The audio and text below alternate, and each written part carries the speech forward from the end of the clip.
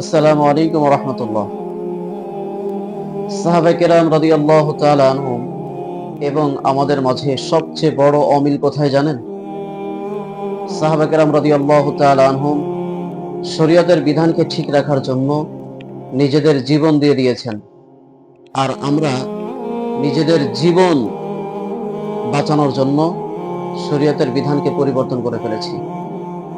শরিয়া যখন গণতন্ত্রের ক্ষেত্রে বাধা তথা মানব রচিত জীবন বিধানের ক্ষেত্রে বাধা, তখন আমরা ঘুরিয়ে পেঁচিয়ে সেটাকে জায়েজ করে ফেলেছি। শরিয়া যখন সুদের ক্ষেত্রে বাধা, তখন আমরা সেটার নাম পরিবর্তন করে তার নামই দিয়েছি মুনাফা। শরিয়া যখন বেপর্দা, বেহায়াপনা, অশ্লীলতার ক্ষেত্রে বাধা, তখন আমরা তার নাম দিয়েছি আধুনিকতা। শরিয়া যখন মদের ক্ষেত্রে বাধা, তখন আমরা তার নাম দিয়েছি অ্যালকোহল। এজন্যই আল্লাহ রাব্বুল আলামিন কোরআনুল কারীমের ৯৫ জায়গায় বলেছেন, ইয়া আইয়ুহাল্লাযীনা আমানু।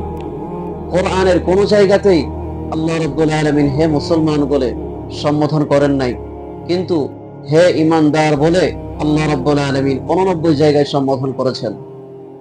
কারণ মুমিন আর মুসলমান কখনোই এক নয়। আইডি কার্ডে আমরা মুসলমান হলেও প্রকৃতপক্ষে আমরা মুমিন নয়।